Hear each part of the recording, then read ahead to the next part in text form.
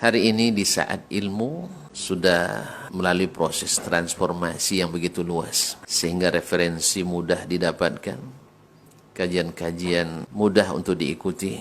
Para penuntut ilmu sudah banyak yang kembali mengambil dari sumber-sumber yang asli. Maka di saat itu, di saat yang asli sudah dikenali, maka yang palsu akan cepat terdeteksi. Di saat kebenaran sudah nampak dengan jelas, maka kebatilan akan terlihat pula dengan jelas. Di saat sunnah dihidupkan, maka terlihat sesuatu yang tidak sunnah yang diamalkan.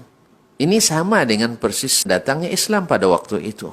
Di saat umat yang masih mengaku mengikut Nabi Ibrahim dan Ismail alaihi wassalam, mereka mengaku sebagai penganut agama Ibrahim, tetapi sudah merubah-rubah sampai ke asas agama itu sendiri, itu tauhid, dan menganggap syirik itu sebagai ajaran Nabi Ibrahim alaihissalam. Maka ja'al islamu au bada'al islamu ghariban wa sawfa yakudu ghariban kama bada fatuba lil ghuraba. Islam itu pada awalnya dianggap asing dan akan kembali dianggap asing. Dan beruntunglah orang-orang yang dianggap asing. Di saat sunnah Nabi tenggelam dan terbenam oleh banyaknya amalan yang diada-adakan, maka sunnah tidak diketahui oleh umat. Karena kebanyakan beramal sebelum berilmu.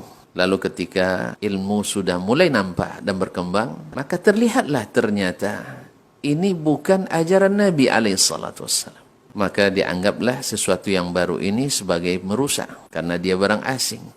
Karena memang sudah terasing. Siapapun yang menuntut ilmu pasti mengalami dan mengetahui berapa banyak sunnah-sunnah Nabi dulu dianggap sesuatu yang tidak atau sama sekali tidak dikenali.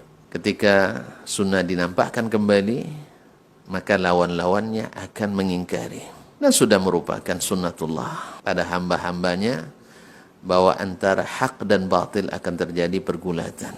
Antara sunnah dengan bid'ah akan terjadi pertarungan. Dan masing-masing pengikut dan masing-masing pemuja akan bertahan sampai titik darah penghabisan barangkali. Dalam tanda petik. Namun orang yang cerdas tentu saja tidak akan rela menukar yang berharga dengan yang murah. Tak akan mau meninggalkan mutiara karena hanya sebongkah timah. Dan orang-orang yang ingin beruntung yang besar tak mungkin meninggalkan pahala besar dengan menegakkan sunnah, dengan mengharapkan pahala yang tidak jelas, mengamalkan sesuatu yang bukan sunnah. Mudah-mudahan Allah berikan kesabaran kepada para pecinta sunnah Nabi SAW dan diberikan hidayah dan kemudahan kepada yang belum mendapatkan rasa cinta tersebut. Mudah-mudahan Allah mempertemukan kita dengan Nabi dalam keadaan diterima, karena kita termasuk yang tidak merubah-rubah dan tidak mau keluar dari khittah yang telah digariskannya.